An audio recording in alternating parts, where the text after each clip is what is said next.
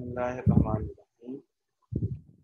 طالبان کے بڑھتے قدم اور پاکستان کی تشویش بہت سے خدشات کے ساتھ صورتحال میں ہمارے لیے کئی مواقع بھی پوشیدہ ہیں، بس مناسب اور مؤثر حکمت عملی اپنانے کی ضرورت ہے۔ تحریر رضوان احمد طارق۔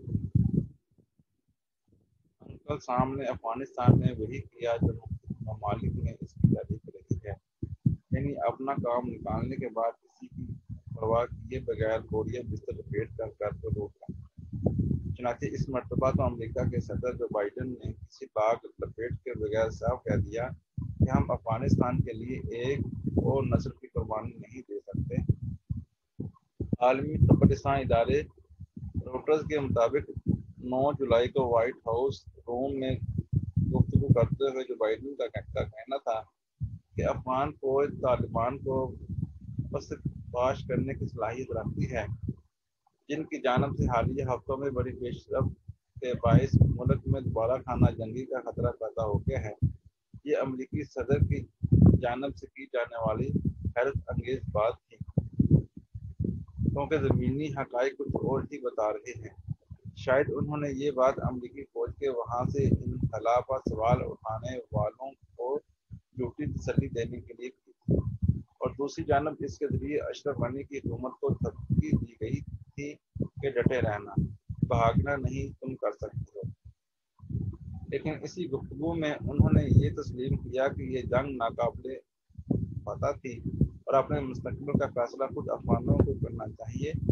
روٹرز کے مطابق انہوں نے 31 اگست تک امریکی افواج کا انخلا مکمل کرنے کا عندیہ دیتے ہوئے افغانوں کو اپنے مستقبل کا فیصلہ خود کرنے کا مشورہ دیا اور افغانستان سے انخلا کے اپنے فیصلے کا سختی سے دفاع کرتے ہوئے کہا کہ ایک ناقابل فتح جنگ میں امریکیوں کے ایک اور نسل کی قربانی دینے کے بجائے افغانوں کو اپنے مستقبل کا فیصلہ خود کرنا ہوگا۔ افغانستان میں امریکہ کی 20 سالہ موجودگی کے مقاصد کے ضمن میں جو بائیڈن کا کہنا تھا کہ امریکہ وہاں اس لیے گیا تھا کہ القاعدہ کے عسکریت پسندوں کو جڑ سے ختم کیا جا سکے اور 9/11 جیسے مزید حملوں کو روکا جا سکے۔ ان کا کہنا تھا کہ ہم نے یہ مقاصد حاصل کر لیے ہیں، ہم اسی وجہ سے گئے تھے، ہم قوم کی تعمیر کے لیے افغانستان نہیں گئے، یہ صرف اور صرف افغان عوام کی ذمہ داری ہے کہ وہ اپنے مستقبل کا فیصلہ کرے کہ وہ اپنے ملک کو کس طرح چلانا چاہتے ہیں۔ خبر رساں ادارے AP کے مطابق جو بائیڈن نے اس موقع پر صحافیوں کے سوالات کے جواب دیتے ہوئے کہا تھا کہ کابل کا طالبان کے ہاتھوں میں چلے جانا کوئی قابل قبول نتیجہ نہیں ہوگا، یعنی یہ بھی بتا دیا کہ وہاں جانا افغان عوام کی محبت میں نہیں تھا، بلکہ امریکہ کے مفادات کے تحفظ کے لیے ایسا کیا گیا تھا اور وہاں افغان قوم کی بہتری کے لیے کچھ کرنا مقصود نہیں تھا۔ سوال یہ ہے کہ اب وہاں جو کچھ ہو رہا ہے اور جو کچھ ہونے کا خدشہ ظاہر کیا جا رہا ہے، کیا امریکہ اس سے بے خبر تھا؟ جی نہیں، وہ اپنی فوجیوں کے انخلا کے بعد پیدا ہونے والی ہر ممکنہ صورتحال کا ادراک رکھتا تھا۔ جب ہی تو رواں برس اپریل کے اواخر میں امریکی فوج کی سینٹرل کمانڈ کے سربراہ جنرل کیتھ میکنزی نے افغانستان میں القاعدہ اور داعش کے دوبارہ فعال ہو جانے کا خدشہ ظاہر کرتے ہوئے کہا تھا کہ یہ خطے کے ملکوں خصوصاً پاکستان کے لیے شدید تشویش کی بات ہے۔ افغانستان سے امریکی اور نیٹو کی فوجیوں کی انخلا کے بارے میں امریکی وزارت دفاع میں ذرائع ابلاغ کے نمائندوں کے سوالات کا جواب دیتے ہوئے انہوں نے کہا تھا کہ ان تنظیموں کا افغانستان میں دوبارہ فعال ہو جانے کا امکان وسطی ایشیائی ریاستوں اور ایران کے لیے بھی تشویش کا باعث ہے۔ نیو یارک ٹائمز نے اس بریفنگ کی خبر میں کہا تھا کہ امریکہ کے مشرقی وسطی میں اعلیٰ ترین فوجی کمانڈر نے اس بات کا اعتراف کیا ہے کہ اس سال 11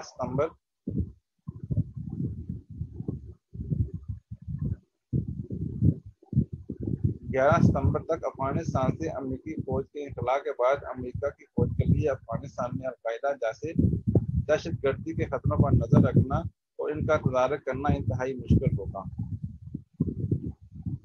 اب امریکی اور نیٹو کی افواج تو جا چکی ہیں، لیکن ان کے انخلا نے خطے کے ممالک خصوصاً پاکستان کے لیے شدید اندیشے اور مسائل پیدا کر دی ہیں۔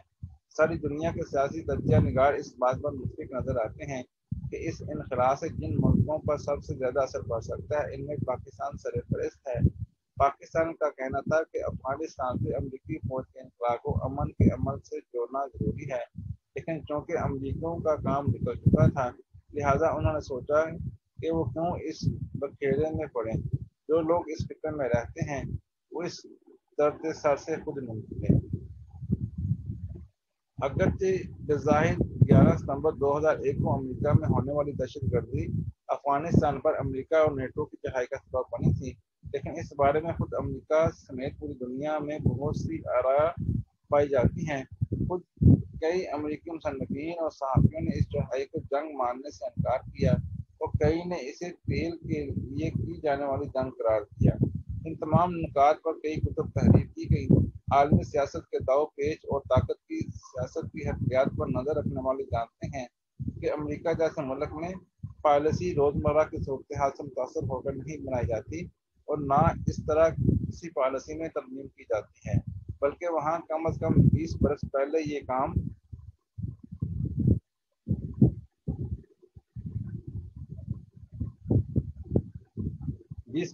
یہ کام کیا جاتا ہے۔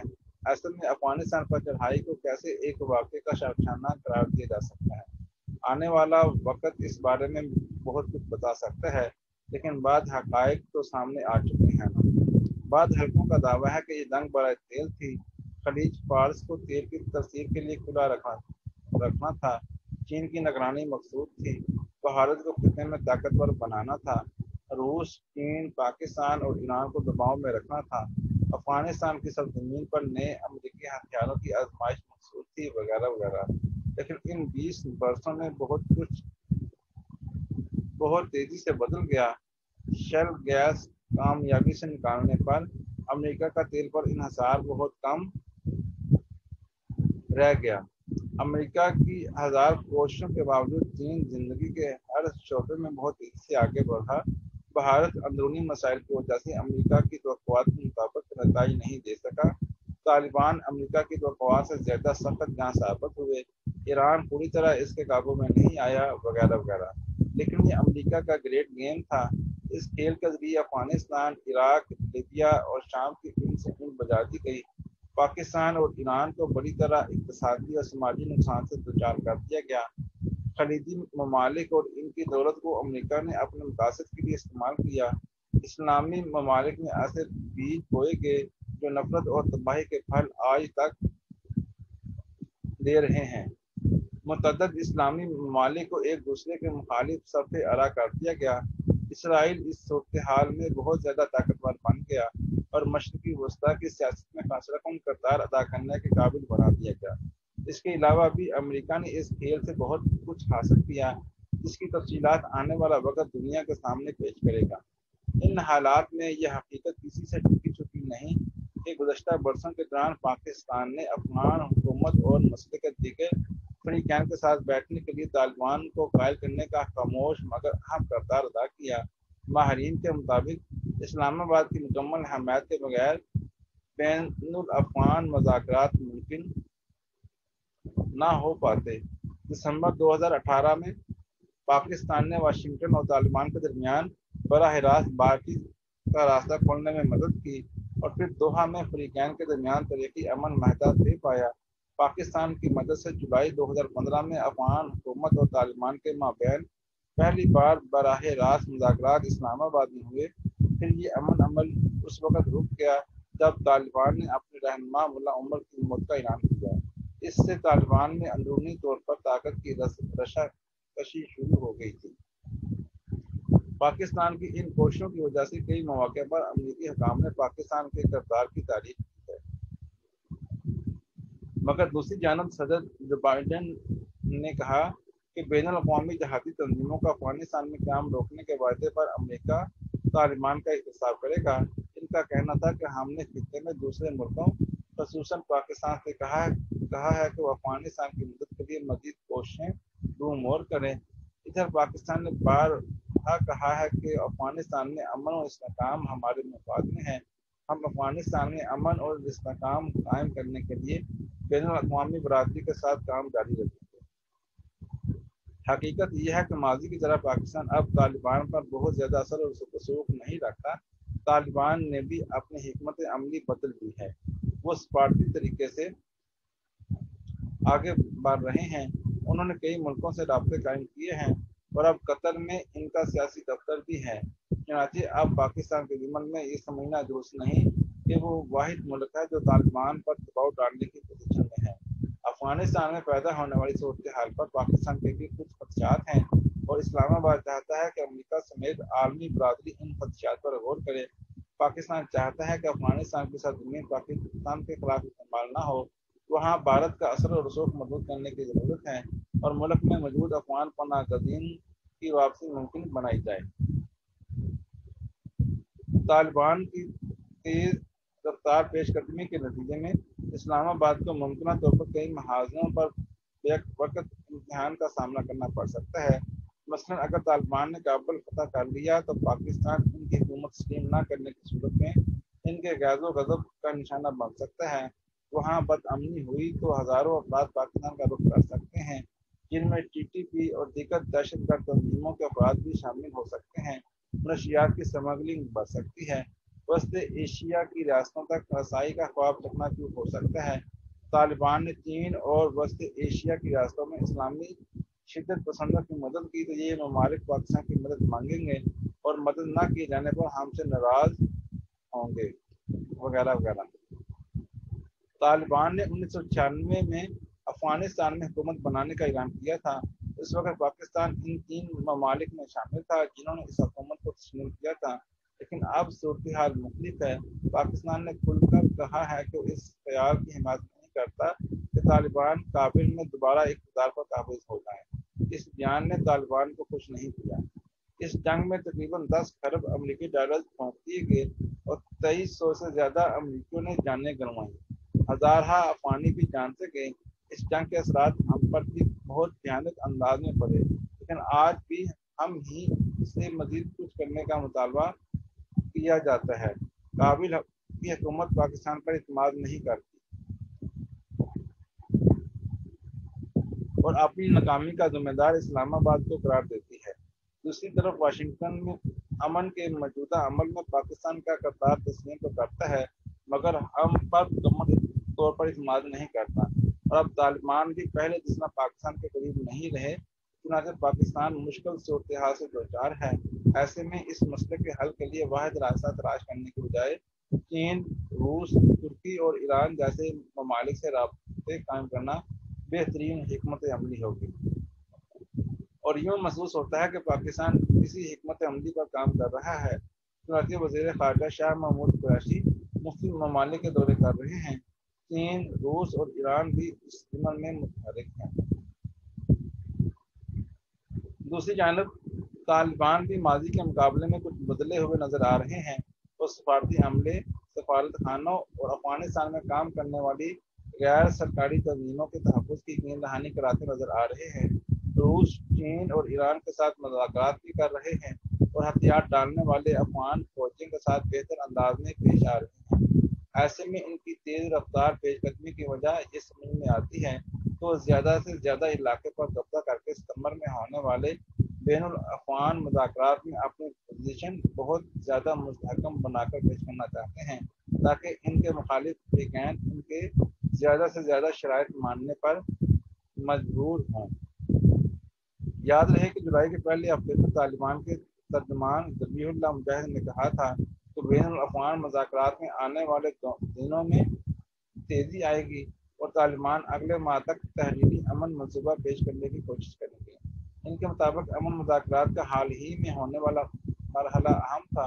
اگرچہ ہمارا طالبان محاذی جنگ پر پلڑا بھاری ہے، پھر بھی ہم امن اور مذاکرات کے لیے سنجیدہ ہیں۔ اس بیان سے اندازہ لگایا جا سکتا ہے کہ ماضی اور حال کے طالبان کی فکر کس حد تک مختلف ہے۔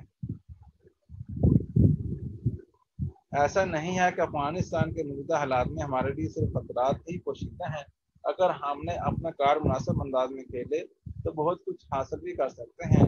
ہمیں یہ سمجھنا ہوگا کہ ان حالات میں روس اور چین مل کر نیا علاقائی نظام بنانے کی کوشش میں مصروف ہیں اور موجودہ حالات کی وجہ سے دونوں کو نئی علاقائی نظام کی تشکیل میں آسانی ہوئی ہے۔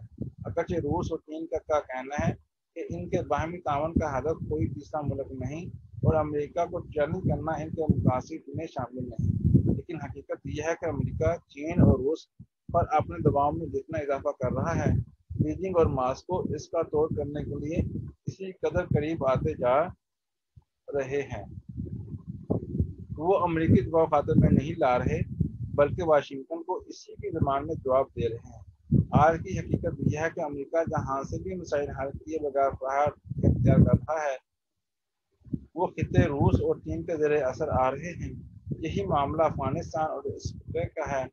بیجنگ اور روس شنگھائی تعاون کی تنظیم کے تحت افغانستان میں نئے کردار کی تیاری کر رہے ہیں اور امریکی انخلا سے پیدا ہونے والے خلا پور کرنے کی کوشش کریں گے۔ امریکی قیادت میں بننے والے 4 افریقی اتحاد کو بھی بیجنگ اور ماسکو سنجیدگی سے لے رہے ہیں۔ یاد رہے کہ رواں برس مارچ میں امریکہ کی سربراہی میں بننے والے 4 افریقی اتحاد کا اجلاس ہوا تھا۔ اس کے بعد ماسکو نے سخت رد عمل دیا اور کہا تھا کہ امریکہ چین مخالف کھیل میں بھارت کو استعمال کر رہا ہے۔ چین، جو ماضی میں افغانستان کے معاملے میں زیادہ دلچسپی نہیں رکھتا تھا، وہ کچھ عرصے سے اس مسئلے کے حل کے لیے کافی مستعد دکھائی دیتا ہے۔ اس کی وجہ یہ ہے کہ چین کا بیلٹ اینڈ روڈ منصوبہ، اس کا ایک چھوٹا سا حصہ سی پیک ہے، افغانستان کے بغیر مکمل نہیں ہوتا۔ امریکی انخلا کے بعد چین پاکستان اور ایران میں بڑی سرمایہ کاری کی حفاظت کے لیے افغانستان میں استحکام کی کوشش کرے گا، اور یہ امکان بھی ہے کہ خانہ جنگی کی صورت میں چین امن فورس تعینات کرے تاکہ افغانستان سے ملحق اپنے صوبے سنکیانگ صوبے کو ممکنہ بدامنی سے بچا سکے۔ ادھر ایران کے ساتھ معاہدے کے تحت چین پہلے ہی وہاں 5000 فوجی تعینات کرنے کی اجازت دے چکا ہے۔ غیر ملکی فوجیوں سے پاک افغانستان چین کو بیلٹ اینڈ روڈ منصوبہ تیزی سے آگے بڑھانے میں مدد دے سکتا ہے۔ چین کے افغانستان میں فعال ہونے کا مطلب یہ ہوگا کہ یورپی طاقتوں اور بھارت کا کھیل وہاں ختم ہو جائے گا۔ کابل پر بھارت کا اثر و رسوخ ختم ہونے سے ہمیں کچھ فائدہ ہو سکتا ہے، کیونکہ کابل کی موجودہ انتظامیہ میں پاکستان کے دشمنوں کی بڑی تعداد موجود ہے، جن میں اشرف غنی کے قومی سلامتی کے مشیر حمداللہ محب سیڈفیس ہیں، جنہوں نے پچھلے دنوں پاکستان کے متعلق ایک گھٹیا تبصرہ کیا تھا۔ اس پر پاکستان نے افغان حکومت سے احتجاج کیا تھا۔ اس کے علاوہ امراللہ صالح اور اس جیسے کئی عہدیدار ہیں جو اپنی ناکامیوں کا ملبہ پاکستان پر ڈالتے رہے ہیں۔ بھارت کابل انتظامیہ کو پاکستان کے خلاف اس لیے استعمال کرتا ہے کہ پاکستان اپنی پوری توجہ اور فوجی صلاحیت پاک افغان سرحد پر مرکوز رکھے، لیکن اب وقت آ گیا ہے کہ افغانستان میں جاری پاکستان مخالف طاقتوں کا کھیل مؤثر خارجہ پالیسی اور مستعد سفارتکاری کے ذریعے انہی پر پلٹ دیا جائے۔ اس کے لیے ہمیں کھلی آنکھوں اور بیدار کانوں کے ساتھ نئے بننے والے اتحادوں میں جگہ بنانی اور مستحکم کرنا ہوگی۔ اگر ہم ایسا کرنے میں کامیاب ہوں گے تو ہمارے اس خطے میں سکیورٹی کا جو نیا نظام تشکیل پا رہا ہے، اس میں نہ صرف شریک ہو جائیں گے بلکہ بہتر انداز میں اپنے مفادات کا تحفظ کرنے کی حالت میں بھی آ جائیں گے۔ اللہ حافظ۔